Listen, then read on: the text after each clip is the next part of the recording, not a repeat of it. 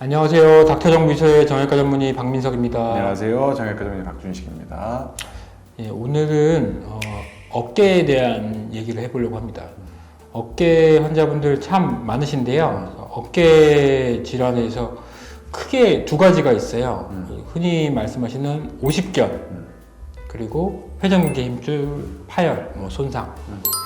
이 두 가지가 뭐가 어떻게 증상이 어떻게 다른가요? 일단 어깨가 아픈 건 둘 다 똑같죠. 또 어깨가 아픈데 이 어깨가 어디가 아프냐는 사실 크게 중요하지는 않고요.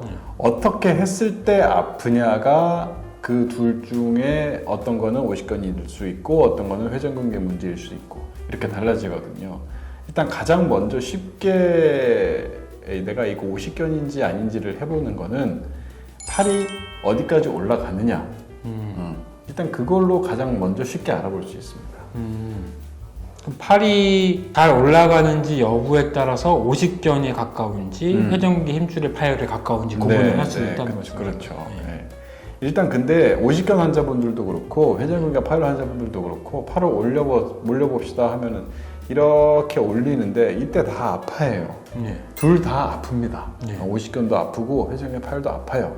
근데 차이는 뭐냐면 이게 이렇게 끝까지 내 힘으로 올릴 때는 둘 다 아픈데 이거를 이 아픈 쪽 손을 힘을 축 늘어뜨려서 뺀 다음에 다른 사람이 이거를 들어줬을 때 끝까지 다 올라가면 이거는 오십견은 아니라고 보는 거예요. 그리고 끝까지 다 올라가지 않고 중간에 여기서 아파서 이렇게 몸이 같이 이렇게 간다.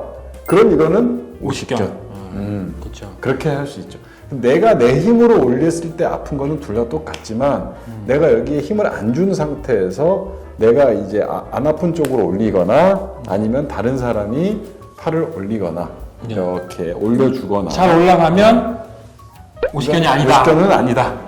네, 맞습니다. 오십견이라는 게 사실은 정확한 이제 질병 명칭은 아니고요. 유착성 경관절염, 이제 어깨가 굳어가는 유착성 관절낭염이라고도 부르고요. 네. 그래서 이 질환을 보통 이제 오십견이라고 혼용해서 말씀하시는데 어깨가 굳어 있는 병이 오십견이죠. 오십견, 동결근, 견. 동결견. 동결돼 있다. 딱딱하다 이런 의미겠죠. 네, 근데 왜 회전근개 손상, 회전근개 힘줄 파열에서는 조금 더 올라가고 왜 오십견, 동결견에서는 잘 안 올라가는지. 그건 이제 문제가 있는 어떤 어깨 안에 어디에 문제가 있느냐에 따라서 질환명도 달라지고 그러다 보니까 이제 어떻게 했을 때 아프냐는 것도 달라지는 거고. 그러니까 회전근개라는 거는 내 팔을 쓰게, 돌리게, 어깨를 들게, 옆으로 돌릴 수 있도록 하는 거고요. 오십견 같은 경우에는 그냥 어깨 전체가 그냥 굳어 있는 거죠. 어깨 관절 주머니 자체가 굳어 있어서 이렇게도 해도 아프고 저렇게 해도 아프고 특히 뭐 뒤로 돌리거나 옆으로 하거나 어느 방향으로 돌렸을 때도 다 아프고 그 아픔에도 불구하고 이제 올릴 수 있으면 다행인데 올라가지도 않는 거지. 굳어서. 그게 이제 가장 큰 차이점이라고 볼 수 있습니다.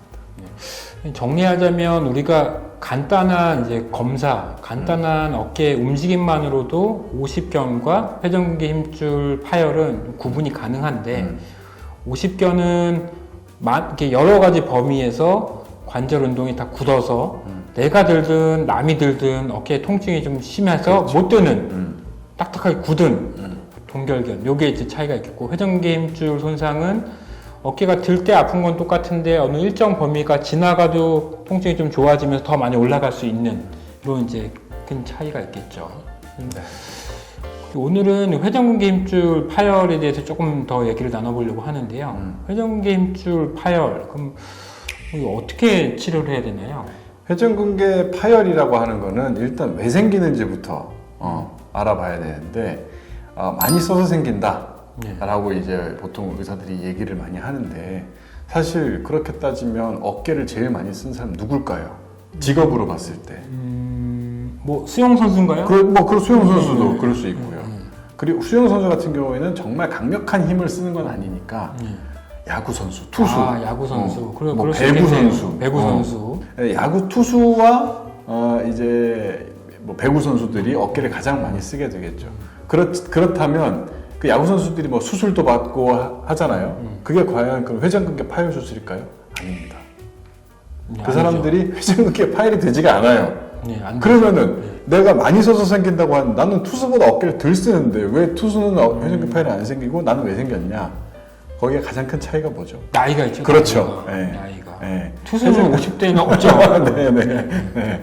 그래서 이제 회전근개 파열 같은 경우에는 우리가 많이 써서 생긴다고 하는 그 이면의 전제로 나이가 들어서 낡은 상태에서 많이 썼다.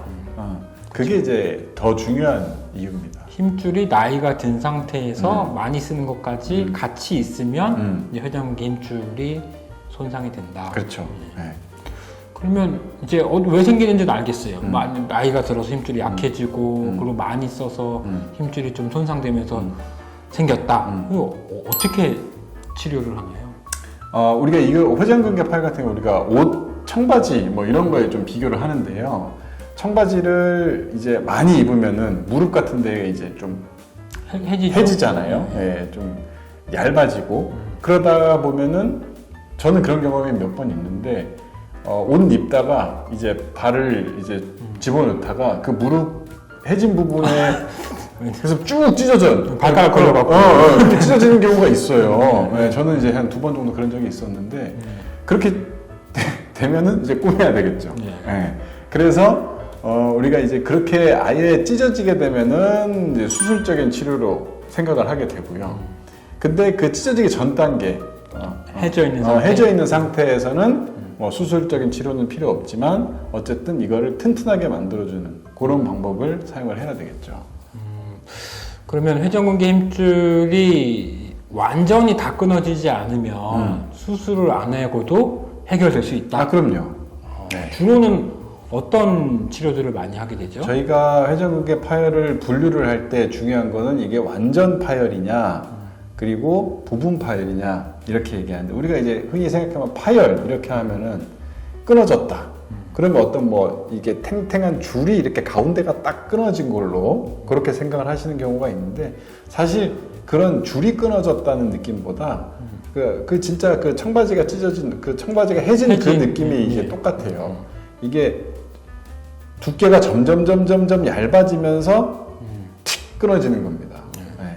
그래서 이게 약간 말려 올라가기도 하고 그거를 약한 상태에서는 우리가 이제 치료를 뭐 주사 치료를 하기도 하고 뭐 주사 치료 종류가 엄청 많죠. 그리고 수술적으로 치료 가기 전에 이제 운동 치료를 주로 많이 말씀드립니다. 주사 치료는 뭐 여러 가지가